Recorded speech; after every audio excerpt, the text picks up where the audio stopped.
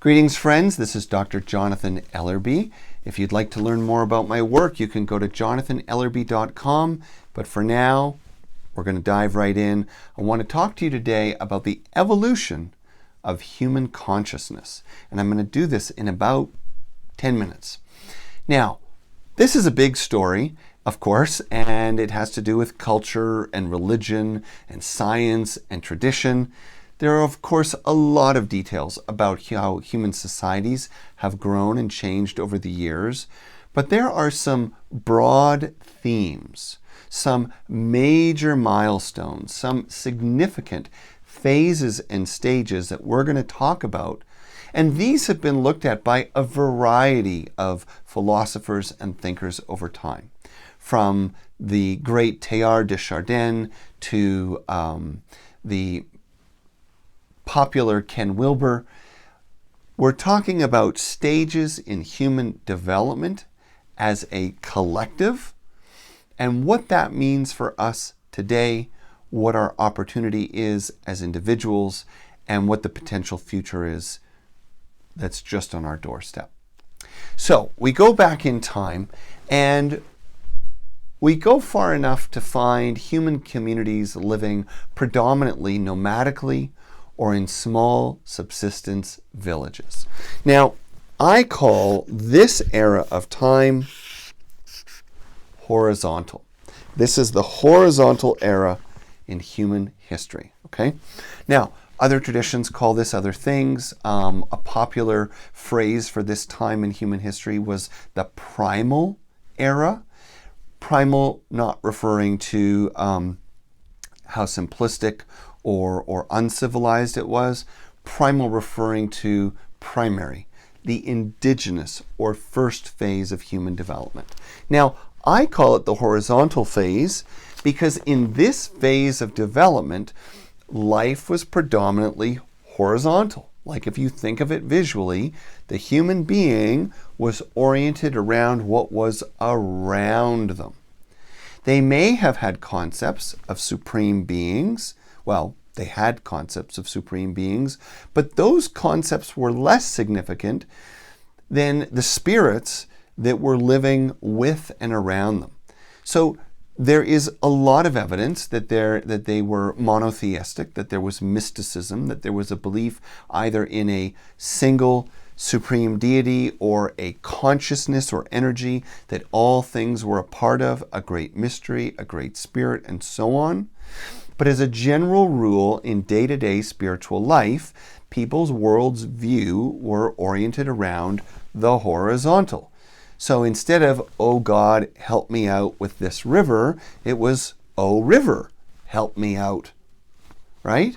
Instead of, oh God, help me hunt these deer, it was, oh deer, help me to be successful in my hunt. It was directly relational.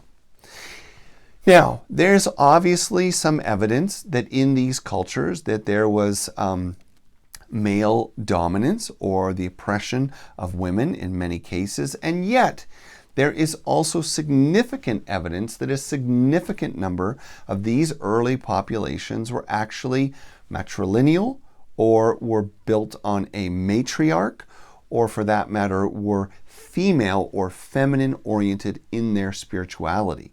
So from the Venus of Willendorf that we have found in the ancient archaeological records to the matrilineal societies of Pueblo cultures in the United States still today, what we know is that in this smaller frame of reference where relationships dominated, where earth was central to health and life and well-being, where spirits and the spirit world was an intimate part of everyone's lives and not just the religious specialists, women and the female consciousness and the feminine consciousness all had a more significant place than what we've seen, let's say, in the last 2,000 years.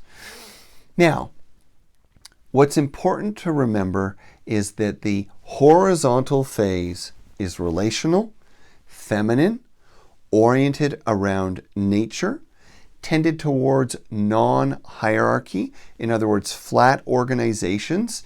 For example, villages had rotating leadership, so there would be a certain chief for wartime, a chief for peacetime, a chief that might be in charge of agriculture or hunting. So all these kinds of leadership were shared. It was a consciousness of the collective. But then there came a time where we started to see some significant changes. And we entered what I would call the vertical phase of human consciousness. And this happened predominantly around 600 to 300 BCE. So before the Common Era, or if you want kind of a more succinct time frame, you could say from 600 to 0, we suddenly saw a proliferation of influential teachers, leaders, spiritual figures that were teaching a vertical relationship to life and the universe. Suddenly, we didn't need to find our peace through interrelationship, interdependence, interconnection, and equality or equality between races and sexes. We could have an individualized relationship with something higher than ourselves. Now, in the East, that meant enlightenment. Now, admittedly, there were concepts of enlightenment and a vertical style that predated this in early India. But we see a kind of codification of this enlightenment consciousness, particularly with the appearance of the Buddha. And then the idea is that we can be like the lotus, right? We come out of this dirty, mucky world, we go through the waters of life, and then we can rise above it all. So transcendence, which is a vertical concept, suddenly becomes the new aspiration. Now, by no coincidence, we also see this evolving in the Western world. The Jewish tradition, of course, started as earth-based, tribal, and very much nomadic or village-based. But of course, as we cross over year 0, as we call it in the West, even the Jewish tradition starts to become more hierarchical. We start to see the appearance of text dominating over oral tradition. We see Christianity blossoming, Islam blossoming, and all of these cultures are very hierarchically oriented. There is a big deity in the sky that is literally physically above us, is metaphysically above us, and our life's goal is to appease that higher power and to rise in the ranks so we can sit at its side or gain its good favor. In a similar way, we saw the same things happening on Earth. With the proliferation of agriculture and later industry, we saw the stratification of societies, the growth of population sizes and civilizations, and a self-perpetuating kind of cycle away from collaboration, away from the feminine, and one in which we saw a real split begin to emerge between God and nature, humanity and nature. Nature became dangerous, something to oppress. The female body and the feminine spirit became something associated with older cultures, cultures of magic, cultures of superstition. And so we evolved cultures of hierarchy and control. Now, one of the interesting things about this is that in cultures of control, it allows not only for industry to blossom, but it also allowed for science to blossom. Now, this is an interesting point because, you see, even though cultures have evolved and the large phases of human society have evolved, the human being has always had the capacity to access both horizontal and vertical fields of consciousness. And so you can't take it out. You can only reward or enforce or acculturate certain things. So now we come into the 20th century and we start to see something interesting happening. We start to see a kind of longing for or resurgence of the older ways of being. we start to see that science is beginning to explore spirituality. Spirituality is beginning to explore science. And then all of a sudden, something that came out of the controlling vertical era is actually stimulating and giving rise to some exploration of what we've lost. Now, some might say it was in the 1960s that the world, obviously anchored more in the West, took a big surge towards possibly doubting or looking twice at the vertical model. Maybe we needed to move to more of a communal model. Maybe there were hybrids or blends we had never considered. Communal living, communal consciousness, and socialism in the kind of positive, altruistic, community good sense of the word started to be less strange and less exotic, and something that people were starting to consider more a liberal philosophy.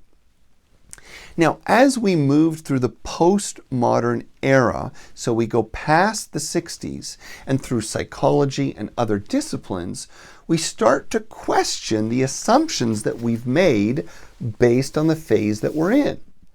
And we started to develop the ability as a society to engage the kind of practices that were once really only for individuals.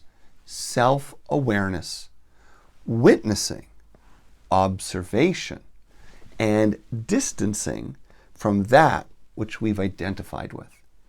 In the process of the postmodern awakening, we have been able to question, is hierarchy always right? Is the masculine energy the only way to go? And are there other elements that we've lost or missed? Now, of course, the conclusion has been we need both horizontal and vertical. Now, if you've ever seen my Easter talk from the last couple of years, I do an Easter talk that's posted on my YouTube page. You'll see that I actually talk about how I believe that many ancient teachers, like Jesus Christ, were actually prophesizing this or predicting this. They were basically saying that the way of the future is neither horizontal only nor vertical only, but that we need this cross in order to move forward. In the indigenous world, it was the medicine wheel. In the contemporary world, of course, it's a cross, or you could see it like this, or of course, a variety of other ways. You get the idea. It's not a great coincidence, though, that we have to complement all this theory, significant corroboration and convergence of predictions and beliefs, both in the scientific world and in the spiritual world, that around the year 2012, more or less, that our planet would undergo some significant changes. Now, we see this in the Hindu prophecies, in the Hopi prophecy, in the Lakota prophecy, in the Mayan calendar, which actually repeats itself or ends in the year 2012. All these spiritual traditions pointing us towards some incredible time of renewal. And again, we see that in the Bible as well as all these other traditions, that there will be an end of times. Now, the interesting thing is you could take the end of times literally to mean the planet's wiped out and everyone goes to God or hell or something like that. Or you could see it as the end of an era. In other words, the vertical dominance comes to an end, and then we move to the integration of the two, a new world being born. Now, interestingly, in life sciences and hard sciences like astronomy, we also see patterns on the planet and in the universe that were completed around the year 2012. In fact, the Earth exists in a galaxy that itself is rotating, and it has completed its great ellipse, in the year 2020, the Earth being at its furthest point in this more than 5,000 year cycle away from the sun, and then slowly making its return back. The point being that we have been told by many disciplines and traditions that in this specific moment in history, the Earth would undergo unprecedented changes. And we are. And as we try to make sense of it, we actually can look back and understand that the way forward has already been handed to us, which is to say that we use all that we have in hand today, but with a new consciousness, one that respects both the vertical, transcendent capacity to realize that there is more to this universe than what we can see and feel, that there is a higher consciousness or unified field, as Einstein would say, that all things are living in. But we must engage it with a consciousness of community, a feminine spirit of listening, process, dialogue, and growth together. The protests on the streets of the world today are literally a cry for this precise evolution.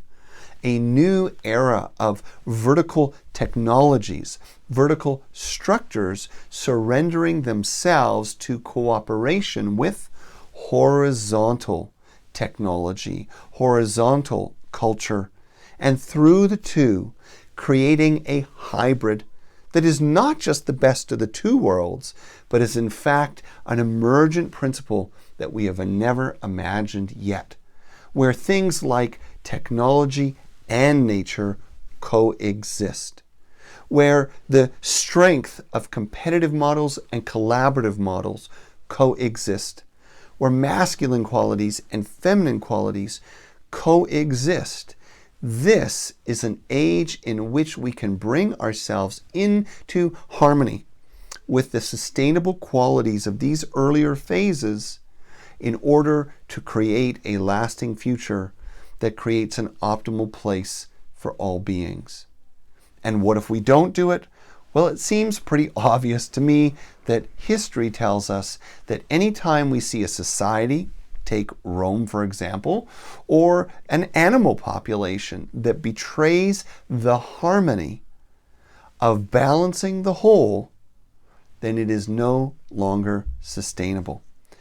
And we have the choice to embrace that change.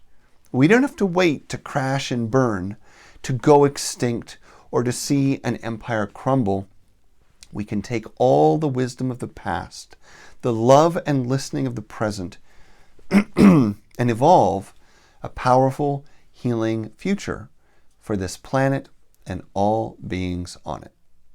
Well, there you go. That was actually about 18 minutes. I'm sorry. I couldn't summarize the history of the world and the universe in 12 minutes as promised. You'll have to forgive me. But I hope this was interesting.